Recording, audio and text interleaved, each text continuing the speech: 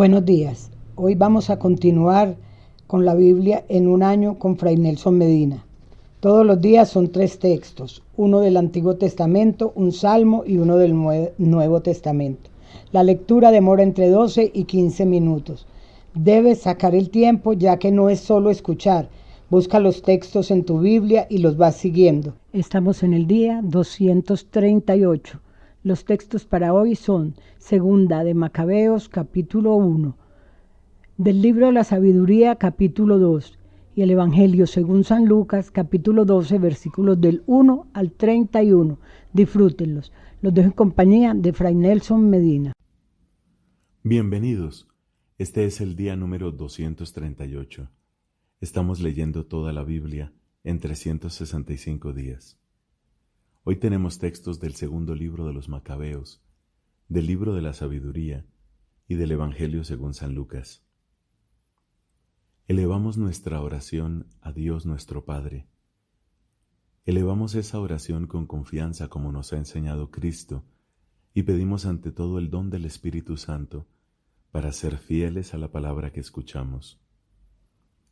En el nombre del Padre y del Hijo y del Espíritu Santo. Amén. Comienzo del segundo libro de los Macabeos, capítulo 1. Los hermanos judíos de Jerusalén y los del territorio de Judea saludan a los hermanos judíos de Egipto, deseándoles paz y felicidad. Que Dios los colme de bienes y se acuerde de su alianza con Abraham, Isaac y Jacob, sus fieles servidores. Que les dé a todos ustedes un corazón dispuesto a adorarlo y a cumplir su voluntad con magnanimidad y generosidad. Que Él les abra el corazón a su ley y a sus preceptos, y les conceda la paz.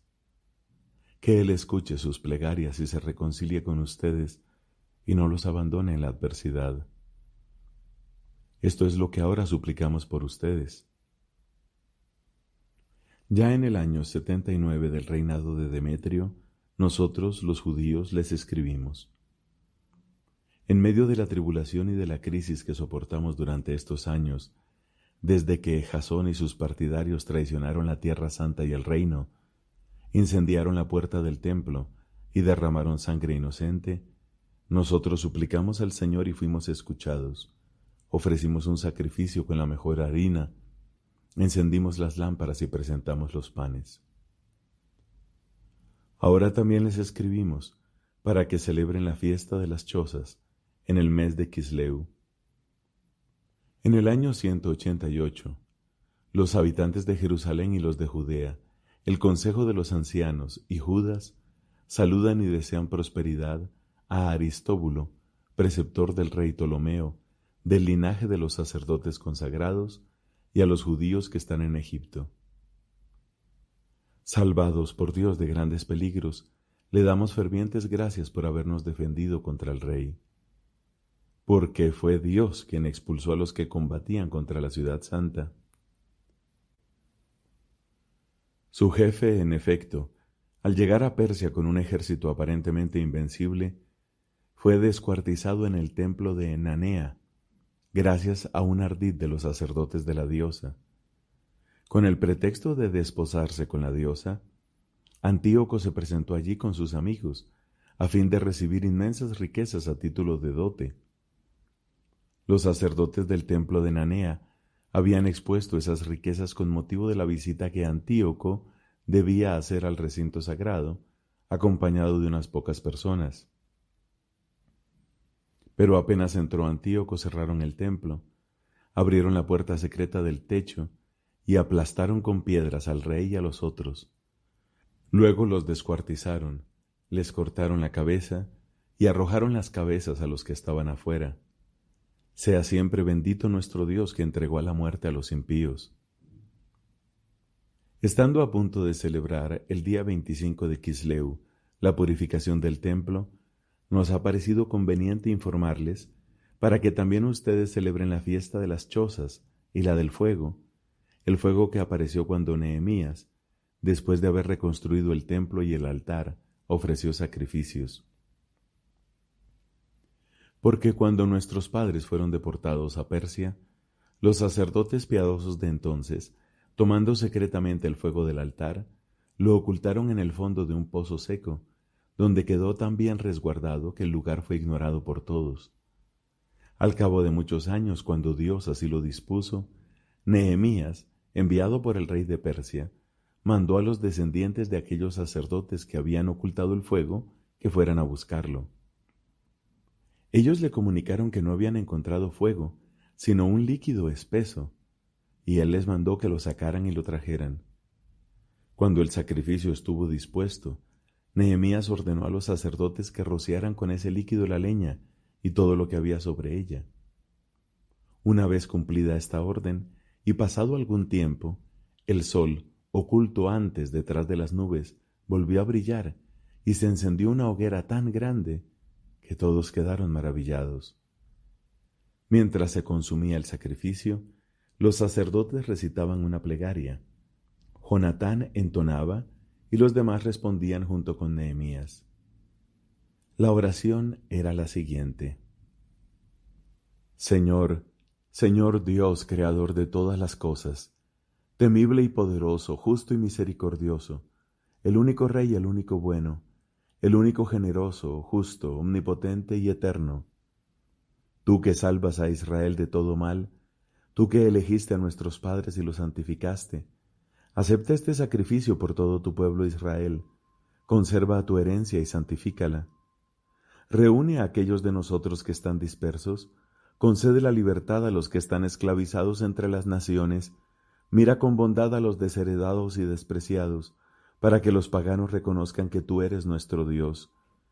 Castiga a los que nos oprimen y nos ultrajan con arrogancia. Planta a tu pueblo en tu lugar santo, conforme a lo que dijo Moisés. Los sacerdotes entonaban himnos, y cuando el sacrificio quedó consumido, Nehemías mandó derramar el resto del líquido sobre unas grandes piedras. Entonces se encendió una llamarada, que fue absorbida por el resplandor que brillaba en el altar.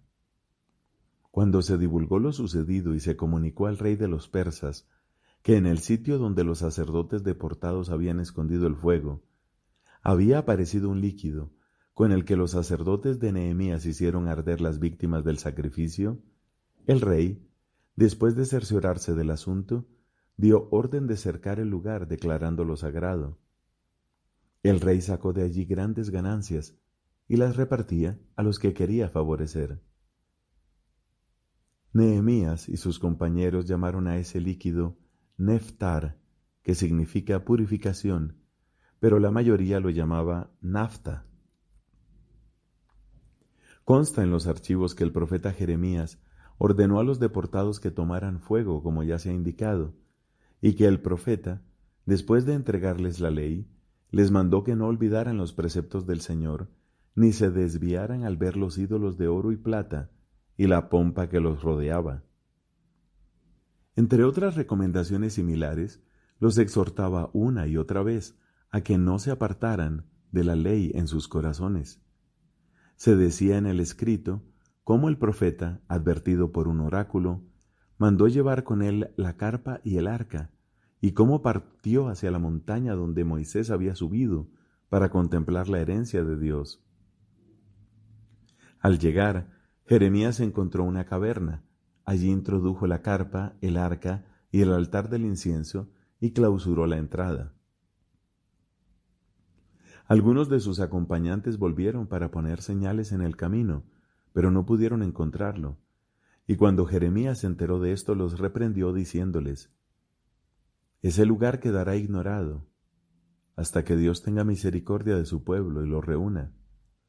Entonces el Señor pondrá todo en manifiesto, y aparecerá la gloria del Señor y la nube, como apareció en tiempos de Moisés, y cuando Salomón oró para que el santuario fuera solemnemente consagrado». Además, se hacía constar que Salomón, lleno de espíritu de sabiduría, ofreció el sacrificio de la dedicación y la terminación del templo. Así como Moisés oró al Señor y bajó fuego del cielo, que devoró las ofrendas del sacrificio, así también, cuando oró Salomón, bajó fuego y consumió la víctima. Moisés había dicho: por no haber sido comida, la oblación ofrecida por el pecado ha sido destruida. De la misma manera, Salomón celebró los 8 días de fiesta. Los mismos hechos se narraban en los archivos y en las memorias de Nehemías, donde se relataba además cómo éste fundó una biblioteca, en la que reunió los libros que tratan de los reyes, los libros de los profetas y los de David, así como también las cartas de los reyes sobre las ofrendas. Del mismo modo, Judas reunió todos los escritos dispersos a causa de las guerras que hemos padecido, los cuales están ahora en poder nuestro. Si ustedes necesitan algunos de estos escritos, manden a alguien que los venga a buscar. Les escribimos esto próximos a celebrar la purificación del templo. También ustedes hagan lo posible por celebrar estos días. El Dios que salvó a todo su pueblo y concedió a todos la herencia, el reino, el sacerdocio y la santificación, como lo había prometido por medio de la ley, ese mismo Dios, así lo esperamos, tendrá compasión de nosotros y nos reunirá en el santuario desde todas las partes de la tierra, porque Él nos ha librado de graves males y ha purificado el lugar santo.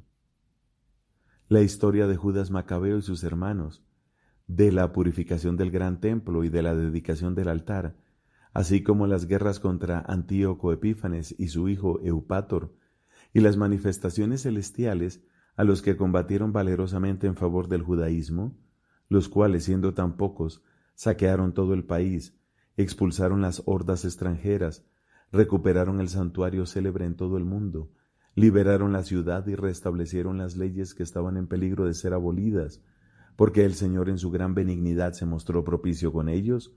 Todo esto ha sido expuesto en 5 libros por Jasón de Cirene, y nosotros intentaremos resumirlo en uno solo. En efecto, teniendo en cuenta la enorme cantidad de cifras y la dificultad que encuentran por la amplitud de la materia los que desean sumergirse en los relatos de la historia, hemos procurado ofrecer un relato ameno para los aficionados a la lectura, práctico para los que quieren grabar los hechos en su memoria y útil para todos indistintamente. Para nosotros, que hemos asumido la penosa tarea de hacer este resumen, la obra no ha sido fácil, sino que nos ha costado muchos sudores y desvelos, como no es cosa fácil preparar un banquete tratando de complacer a todos. Sin embargo, soportamos con gusto esta molestia para utilidad de muchos, dejando al autor el examen detallado de cada hecho, para esforzarnos nosotros por seguir las reglas de un resumen. Porque, así como al arquitecto de una casa nueva le corresponde preocuparse de toda la construcción, en tanto que los decoradores y pintores solo se ocupan de la ornamentación, pienso que lo mismo sucede con nosotros. Al historiador le compete profundizar y analizar las ideas y examinar cada cosa en detalle. Pero al que se propone resumir los hechos, se le permite hacer una síntesis de la obra, omitiendo tratar el tema en forma exhaustiva. Comencemos entonces la narración, sin alargar tanto los preliminares, porque sería absurdo extenderse en la introducción y ser breve en la historia misma. Palabra de Dios. Te alabamos, Señor. Del libro de la sabiduría, capítulo 2. Ellos se dicen entre sí, razonando equivocadamente: breve y triste es nuestra vida. No hay remedio cuando el hombre llega a su fin, ni se sabe de nadie que haya vuelto del abismo. Hemos nacido por obra del azar, y después será como si no hubiéramos existido. Nuestra respiración no es más que humo, y el pensamiento, una chispa que brota de los latidos del corazón. Cuando ésta se extinga, el cuerpo se reducirá a ceniza, y el aliento se dispersará como una ráfaga de viento. Nuestro nombre será olvidado con el tiempo y nadie se acordará de nuestras obras. Nuestra vida habrá pasado como una nube sin dejar rastro. Se disipará como la bruma, evaporada por los rayos del sol y agobiada por su calor. El tiempo de nuestra vida es una sombra fugaz y nuestro fin no puede ser retrasado. Una vez puesto el sello, nadie vuelve sobre sus pasos. Vengan entonces y disfrutemos de los bienes presentes, gocemos de las criaturas con el ardor de la juventud. Embriaguémonos con vinos exquisitos y perfumes, que no se nos escape ninguna flor primaveral. Coronémonos con capullos de rosas antes que se marchiten, que ninguno de nosotros falte a nuestra orgía. Dejemos por todas partes señales de nuestra euforia, porque eso es lo que nos toca y esa es nuestra herencia. Oprimamos al pobre, a pesar de que es justo. No tengamos compasión de la viuda ni respetemos al anciano encanecido por los años. Que nuestra fuerza sea la norma de la justicia, porque está visto que la debilidad no sirve para nada. Tendamos trampas al justo, porque nos molesta y se opone a nuestra manera de obrar, nos echa en cara las transgresiones a la ley y nos reprocha las faltas contra la enseñanza recibida. Él se gloría de poseer el conocimiento de Dios y se llama a sí mismo Hijo del Señor. Es un vivo reproche contra nuestra manera de pensar, y su sola presencia nos resulta insoportable, porque lleva una vida distinta de los demás y va por caminos muy diferentes. Nos considera como algo viciado y se aparta de nuestros caminos como de las inmundicias. Él proclama dichosa la suerte final de los justos y se jacta de tener por Padre a Dios.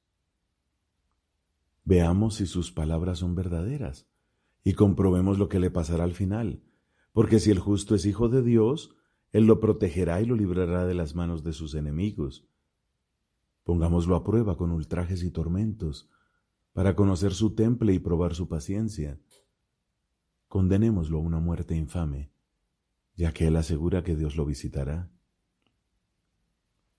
Así razonan ellos, pero se equivocan porque su malicia los ha enceguecido.